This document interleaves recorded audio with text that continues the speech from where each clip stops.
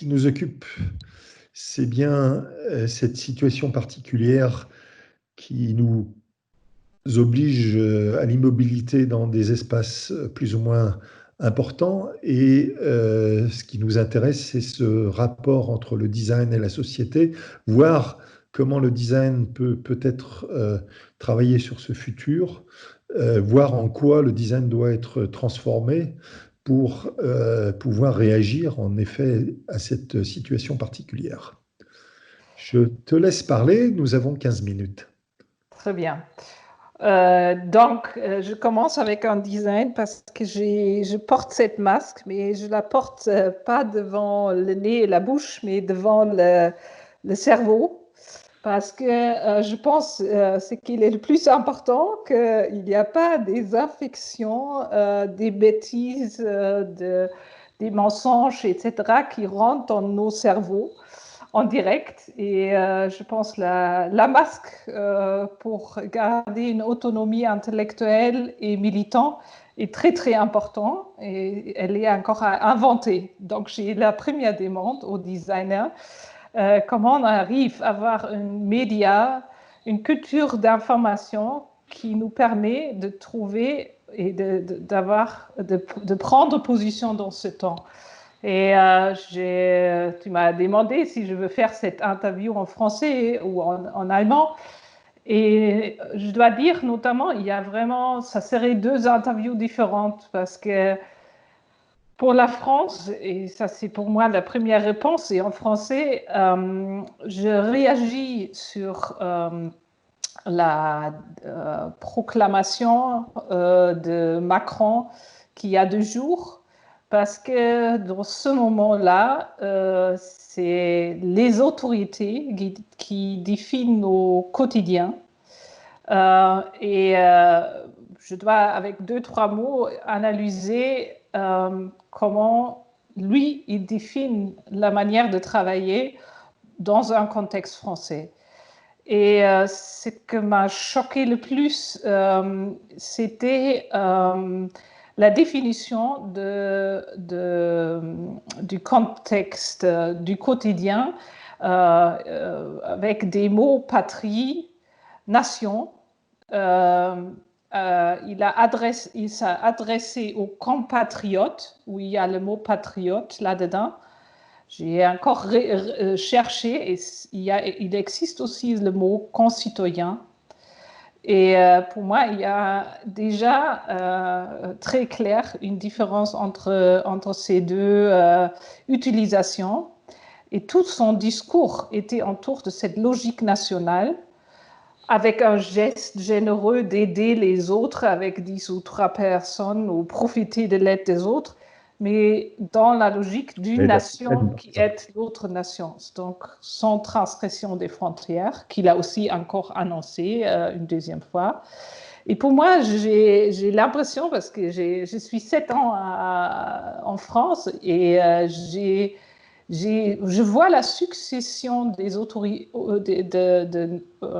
processus de pouvoir autoritaire parce qu'au moment de Vigipirate, toute l'argumentation, c'était la sécurité des autres, de nous. Tout était légitime autour de l'argument de la sécurité. Par contre, dans le moment de grève, où on était aussi privé des services, des actions, on était dans un mot civil ungehorsam. On était contre la collectivité. C'était, qu'est-ce que c'est le mot en français? La désobéissance civile. Civile, voilà, la désobéissance. Je vais revenir sur obéissance. Et pendant Corona, c'est la solidarité. Donc, on est confiné et toute contre-action et la non-solidarité, c'est la désobéissance et c'est l'égoïsme, etc. Sauf les héros. Alors, il y a en parallèle une héroïsation des quelques, avec toute cette terminologie de guerre et front, etc. C'est assez discuté.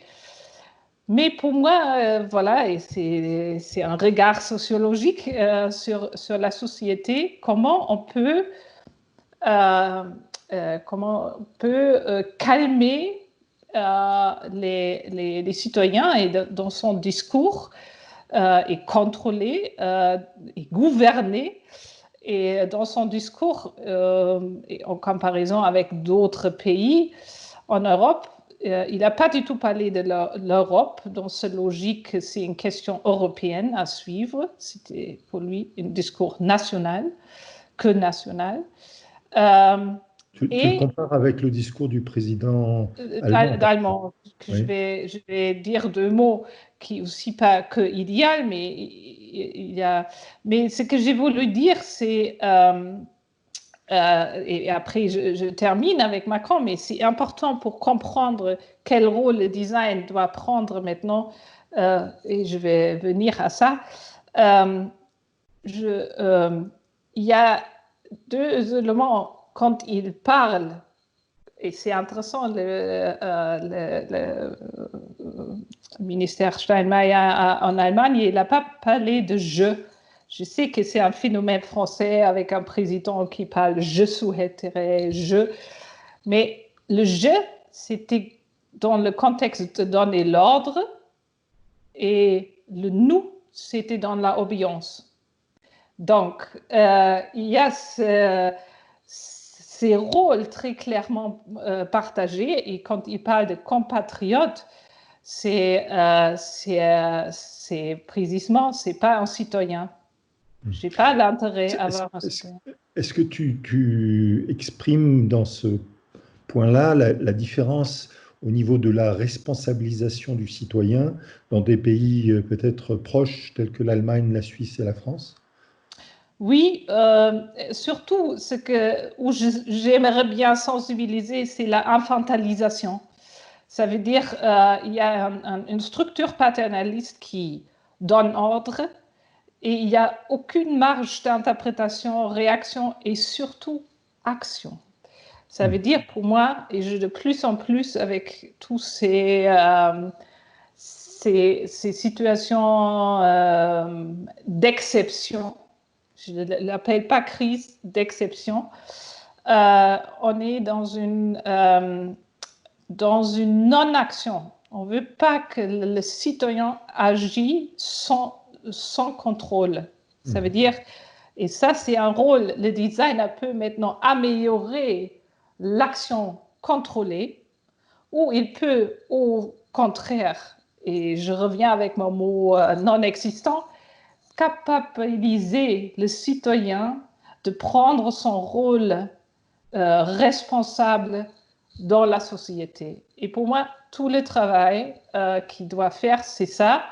Le design et l'art a ce rôle hyper important de retrouver le social dans le déconfinement.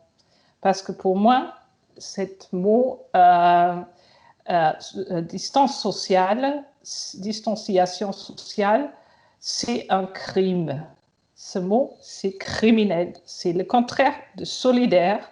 Et pour moi, c'est une distanciation physique à argumenter si c'est raisonnable ou pas, mais c'est aucune discussion que c'est criminel dans une démocratie de propager la distanciation sociale.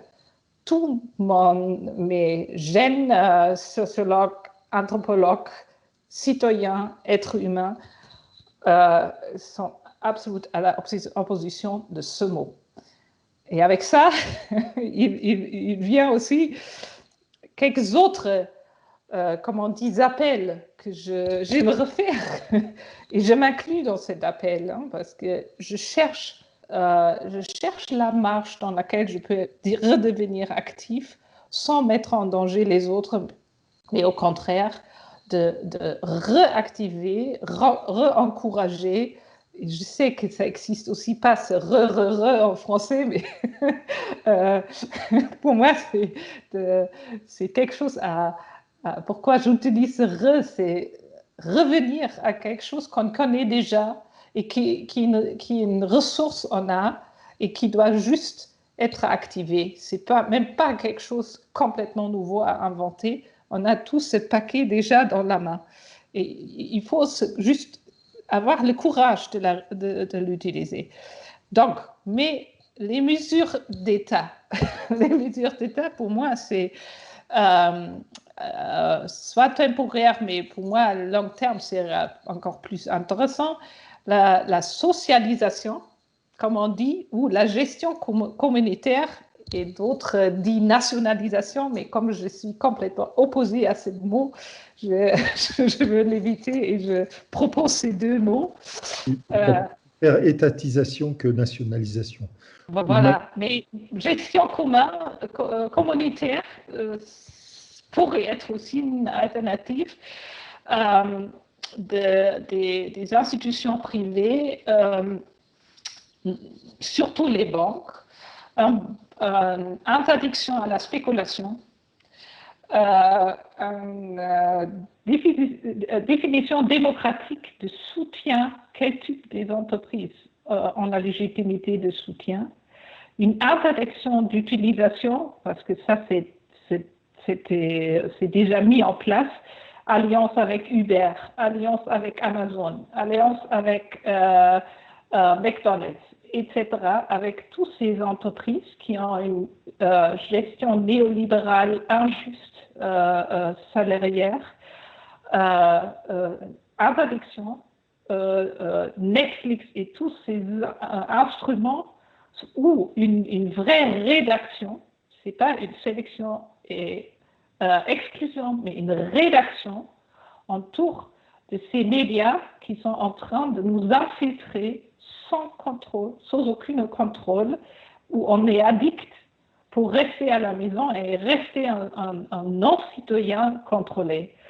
Et pour les êtres humains et pour le citoyen, les mesures individuelles, et pour moi c'est encore une grande thématique, le corps individuel et le corps collectif, mais je ne sais pas si on a assez de temps, mais c'est pas la héroïsation de ceux qui sont dans le front, mais c'est créer des réalités, c'est augmenter et ajuster la tarification, on dit ça, je ne sais pas, et ça serait aussi une possibilité, le revenu minimal, le revenu de base inconditionnel, c'est la chance.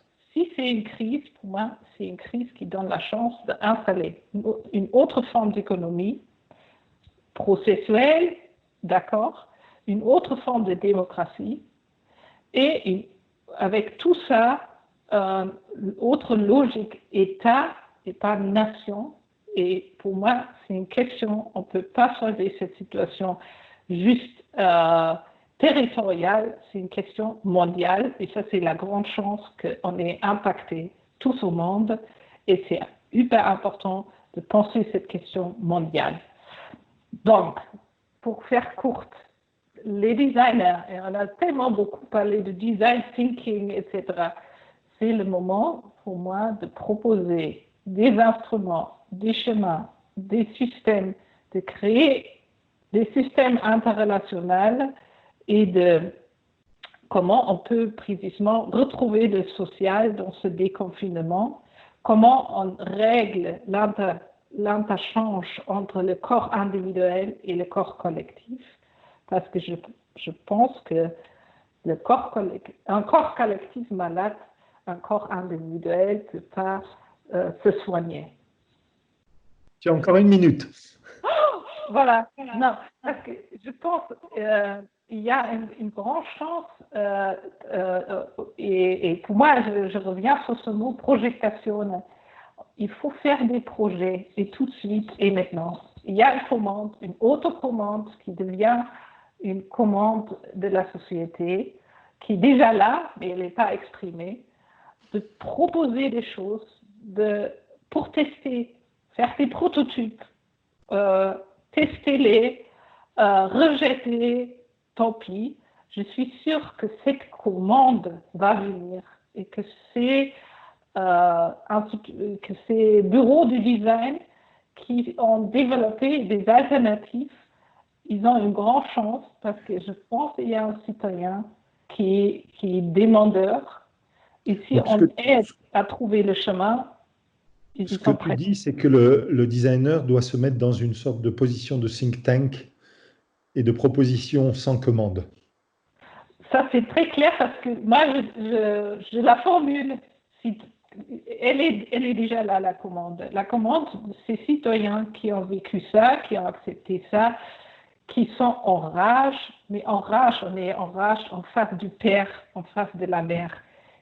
Comment on peut leur donner la possibilité, la capacité de retrouver leur manière d'agir? Et c'est des formes comme entraide, comme ces activités qui sont mises en place à Montreuil, dans plusieurs endroits, qui sont précisément cette légère désobéissance qui permet à réagir et trouver des liens. Et je pense qu'il faut créer alternative à Uber. Dans les magasins, on voit tous les magasins écrits maintenant, on est aussi capable à livrer. Mais très bien, faire confiance, boycott des autres, faire des plateformes où on voit tous ces magasins qui offrent, etc.